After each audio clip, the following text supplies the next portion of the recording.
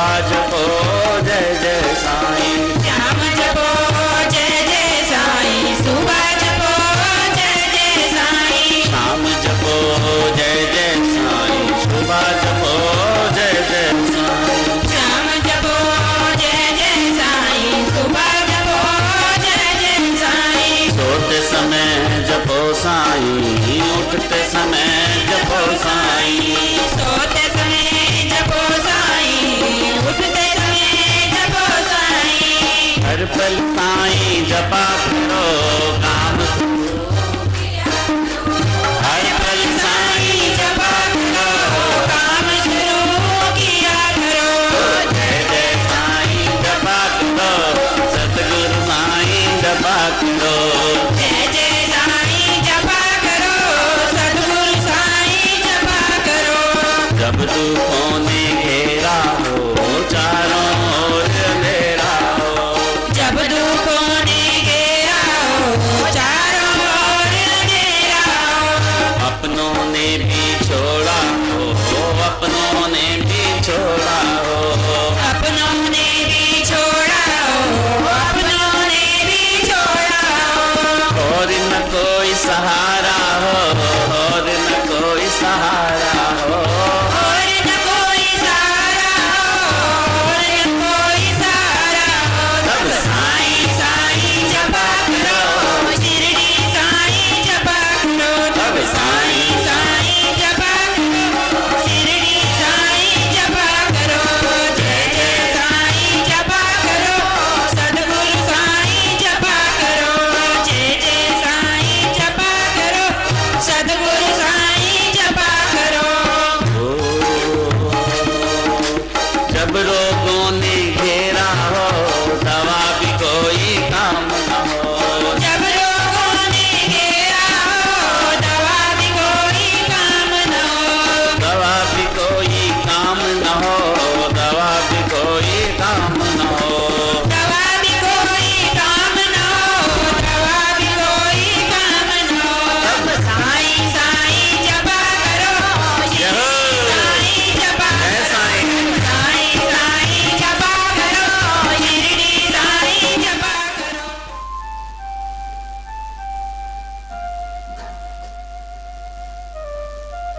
इसी प्रकार एक धनाढ्य व्यक्ति था, सेठ एक नादेर के रतन जी।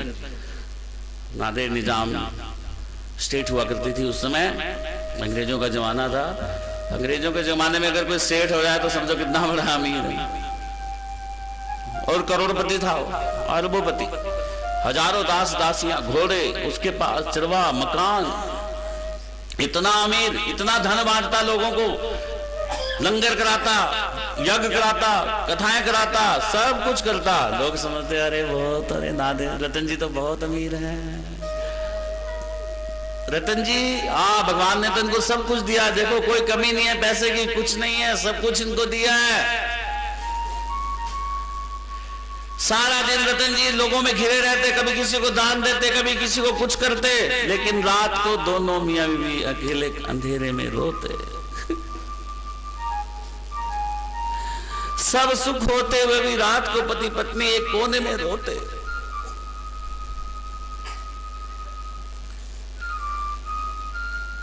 विलाप करते कि हे भगवान, तूने हमें सब कुछ दिया, धन दौलत मान यश, लेकिन हमने ऐसा कौन सा पाप किया कि हमें तुमने निसंतान रखा? क्या हमारे भाग्य में एक भी पुत्र या पुत्री नहीं थी? जब तुमने हमें इतना संपन्न बना दिया, हे मेरे मालिक, हे मेरे ईश्वर, तो तूने हमें निसंतान क्यों रखा? दोनों पति पत्नी रोते, लेकिन दोनों एक दूसरे को दिलासा देते। ऐसे उनकी हर रात बीतती।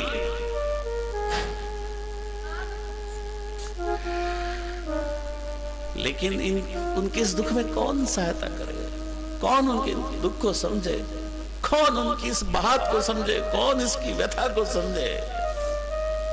रात गुजरती, दिन निकलता, फिर रात, फिर दिन, फिर रात, फिर दिन, लेकिन उनका दुख खत्म होता।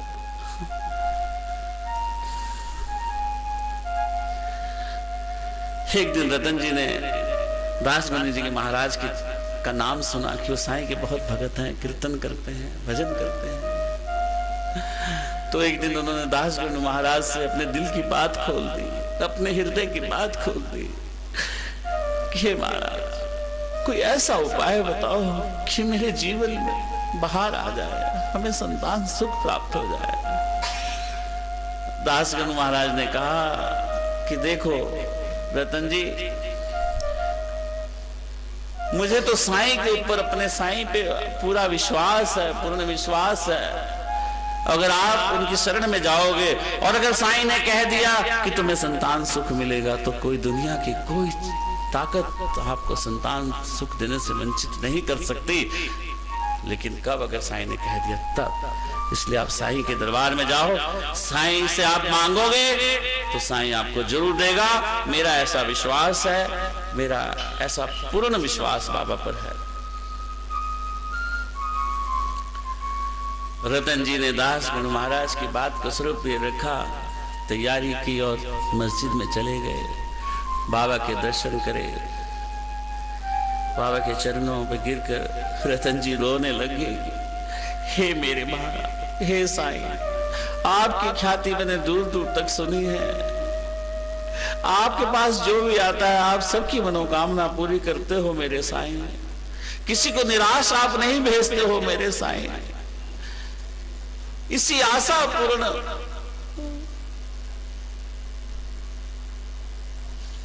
झोली लेकर मैं आपके दरबार में आया हूं साईं। मैं निसंतान हूं, मुझे पुत्र रतन की अगर प्राप्ति हो जाए तो मैं आपको ऋणी रहूंगा मेरे साईं। बाबा ने उसको बैठाया। अरे सेठ, अगर तू द्वारका माई में आ गया है, ये द्वारका माई तुझे निराश नहीं करेगी, क्योंकि द्वारका माई में जब एक कोई आ जाता है तो द्वारका माई उसे निराश नहीं करती। अल्लाह तेरी सहायता करेंगे।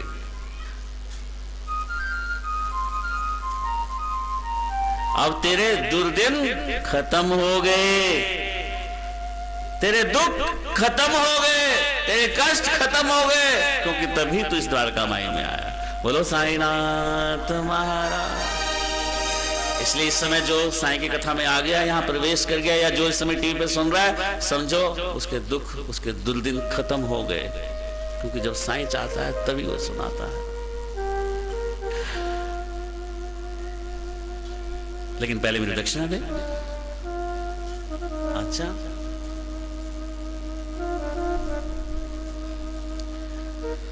अब मेरी दक्षिणा दे। हाँ हाँ, सेठ तो भाई वो क्या दक्षिणा देना चाहता था? जैसे नोटों की थद्दी बोलते हैं, आम भाषा में थद्दी बोलते हैं, गट्ठी बोलते हैं, नोट पैकेट निकालने लगा। बाबा ने, अरे मुझे तो 5 रुपए चाहिए। अरे इतना बड़ा सेठ, क्या वो 5 रुपए सोच रहा होगा देने के लिए बाबा? नहीं बाबा, मुझे 5 चाहिए। लेकिन जैसे 5 निकाल, अरे 5 में से भी 3 रुपए 14 ने मिल चुके हैं, बाकी के दे लो। रतन जी कहते हैं, महाराज अरे साईं, मैं कभी शिरडी आया नहीं, मैं कभी आपसे मिला नहीं, पहली बार मेरा आपके दर्शन करने का सौभाग्य मुझे मिला है। पैसे मैंने आपको कभी दिए नहीं। 3 रुपए 14 आने मैंने कब आपको दे दिए? नहीं, 3 रुपए 14 आने मुझे मिल चुके हैं, मुझे तो बाकी के पैसे दे। अब क्या करें? बाबा का तो आदेश सर्वप्रिय था, उसने 3 रुपए 14 आने बाबा को दे दिया। बाबा ने उसके सिर पे हाथ रखा कि तुम्हें पुत्र रतन प्राप्ति होगी, जाओ खुशी खुशी। आहा, रतन जी तो गदगद हो गए, क्योंकि दासगुरु ने कहा था कि अगर साईं ने ये कह दिया कि तुम्हें पुत्र रतन प्राप्ति होगी, तुम्हें पुत्र मिलेगा, तुम्हें संतान सुख मिलेगा, तो समझो होगा, क्योंकि बाबा के शब्द कानून होते हैं। बाबा के शब्द कभी निरर्थक नहीं जाते, झूठ नहीं जाते, खाली नहीं जाते। इसलिए उनके मुख से अगर निकल जाएगा तो समझ लेना मिल गया। आहा, रतन जी क्या प्रसन्न चित्त हो गए। उनकी तो खुशी का ठिकाना नहीं रहा। उन्होंने फटाफट बाजार से खान पान की चीजें मंगाई, पूरी मस्जिद में बांटी, पूरी शिरडी में बांटी, और खुशी खुशी घर चले गए। अब दासगण से उनकी भेंट हुई। दासगंज ने पूछा हाँ कैसे हुआ दर्शन? अरे दर्शन तो महाराज बहुत बढ़िया हुए, बहुत अच्छे हुए। बाबा ने तो सिर पर मेरे हाथ रखा और कह दिया कि तुझे संतान सुख होगा। अरे कह दिया? अरे फिर तो चिंता मत करो रतन जी, आपके घर संतान सुख मिलेगा आपको।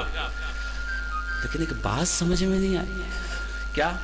बाबा ने कहा कि 3 रुपए 14 आने मिल चुके हैं और 5 रुपए दक्षिणा उन्होंने मुझसे मांगी थी। मैं तो बहुत देना चाह रहा था लेकिन 5 ही मांगी और 5 में से भी कहते कि 3 रुपए 14 आने मिल चुके हैं। अब मेरे भेद समझ में नहीं आ रहा।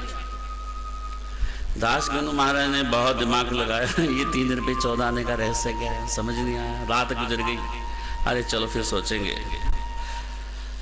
एक दिन दासगनु जी बैठे थे अकेले, उनको ध्यान आया कि रतन जी के घर पे एक फकीर मौला साहब संत आए थे और उनके स्वागत में जलपान की व्यवस्था की थी रतन जी ने।